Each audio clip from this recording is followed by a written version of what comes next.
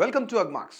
తెలంగాణ రాష్ట్రంలో కంది పంటను ప్రధానంగా వర్షాధారంగా పండిస్తున్నారు. ముఖ్యంగా మహబూబ్ నగర్, వికారాబాద్, సంగారెడ్డి, ఆదిలాబాద్, కొమరంభీము, ఆసిఫాబాద్, జోగులాంబ గద్వాల్, సూర్యాపేట, జనగాం, నల్గొండ జిల్లాల్లో విస్తృతంగా సాగు చేస్తున్నారు. గత 5 సంవత్సరాలుగా కంది పంటను 8 నుంచి 10 లక్షల ఎకరాల్లో వేసేవారు. అయితే ఈ సంవత్సరం కేవలం 4.9 లక్షల ఎకరాల్లో మాత్రమే సాగు జరిగింది. దీనికి వాతావరణంలో ఏర్పడుతున్న ఆకస్మిక మార్పులు, అధిక వర్షాలు, ఉష్ణోగ్రతల్లో తీవ్రమైన హెచ్చుతగ్గులు ప్రధాన కారణాలుగా భావిస్తున్నారు. మరోవైపు కంది పంటను ఆశించే చీడపీడల సమస్య కూడా చాలా ప్రభావం చూపుతుంది. ప్రత్యేకంగా అక్టోబర్, నవంబర్ నెలల్లో తక్కువ ఉష్ణోగ్రతలు మరియు గాలిలో అధిక తేమ ఉండటం వల్ల స్టెరిలిటీ మొజాయిక్ తెగులు ఎక్కువగా విస్తరిస్తోంది. ఈ తెగులు పంట పెరుగుదలపై తీవ్ర ప్రభావం చూపి మొక్కలు పూత పెట్టకుండా అడ్డుకుంటుంది. దీనివల్ల కంది దిగుబడి గణనీయంగా తగ్గే అవకాశం ఉంది. అందువల్ల స్టెరిలిటీ మొజాయిక్ తెగులు వచ్చే కారణాలు, లక్షణాలను ముందుగానే గుర్తించి తగిన జాగ్రత్తలు మరియు నియంత్రణ చర్యలు సమయానికి చేపట్టడం చాలా ముఖ్యం.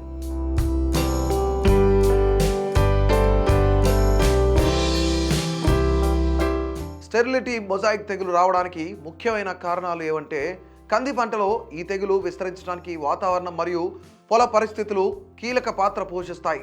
ముఖ్యంగా కంది పంట 45 నుండి 60 రోజుల వయసులో ఉన్నప్పుడు అధిక వర్షాలు పడిన వెంటనే వాతావరణం ఆకస్మికంగా ఎండగా మారితే ఈ మార్పులు తెగులు అభివృద్ధికి అత్యంత అనుకూలంగా మారతాయి.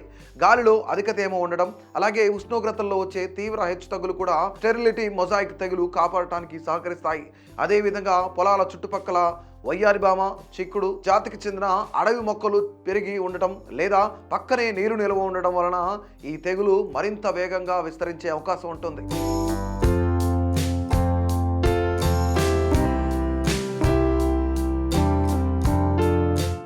ఈ వ్యాధి ప్రధానంగా నల్లి ఇరియోఫిడమైట్ అనే చిన్న పురుగు ద్వారా వ్యాపిస్తోంది. ఇవి మొక్క నుంచి మొక్కకు సులభంగా పాకి తెగులు సోకేలా చేస్తాయి. అంతేకాదు, రటూన్ పద్ధతి అనగా పాత మొక్కల నుండి మళ్ళీ కొత్త పెరుగుదల రావడం వలన పాత మొక్కలలో ఉన్న తెగులు కొత్త మొక్కలకు సులభంగా సంక్రమించే అవకాశం ఎక్కువగా ఉంటుంది. ఈ కారణాలన్నీ కలిసి స్టెరిలిటీ మొజాయిక్ తెగులు కంది పంటలో త్వరగా అభివృద్ధి చెంది దిగుబడిని తీవ్రంగా తగ్గించే పరిస్థితిని ఏర్పరుస్తాయి.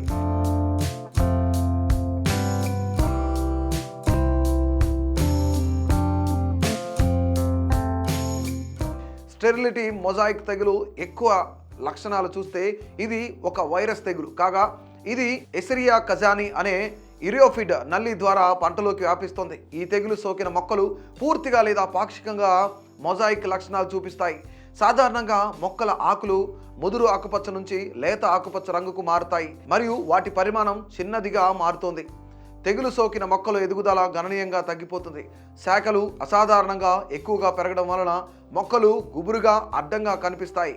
అత్యంత ముఖ్యంగా ఈ తెగులు సోకిన మొక్కలు పూతపోయవు, కాయకట్టవు.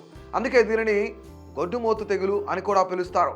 పాక్షికంగా తెగులు సోకిన మొక్కలు కొంతమేర పూత పెట్టినప్పటికీ కాయలు సరిగా అభివృద్ధి చెందవు. అలాంటి కాయల్లో గింజలు చిన్నవి, బలహీనమైనవి, తాలు గింజలుగా మారి దిగుబడి గణనీయంగా తగ్గుతుంది. ఈ లక్షణాలను సమయానుకూలంగా గుర్తించడం ద్వారా రైతులు నష్టాన్ని తగ్గించవచ్చు.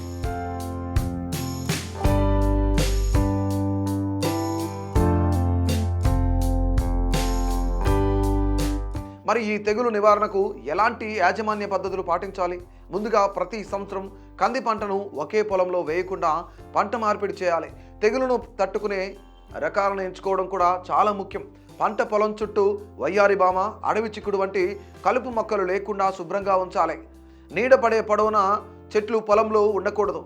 అలాగే కొబ్బరి లేదా ఆయిల్ ఫామ్ తోటల్లో కందిని అంతర పంటగా వేయడాన్ని కూడా నివారించాలి. తెగులు పంట 30 నుంచి 40 రోజుల దశలోనే ఆశిస్తే నష్టం 80 నుంచి 100% వరకు జరిగే ప్రమాదం ఉంది.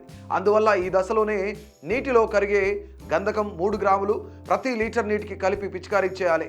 తెగులు ఉధృతి ఎక్కువగా ఉన్నప్పుడు వెంటనే ఫెన్పైరాక్సమైడ్ 1 మిల్లీ లీటరు లేదా అబామెక్టిన్ లేదా హెక్సాథియాజాక్స్ 0.8 మిల్లీ లీటర్లు నీటిలో కలిపి పిచికారీ చేయడం మంచిది.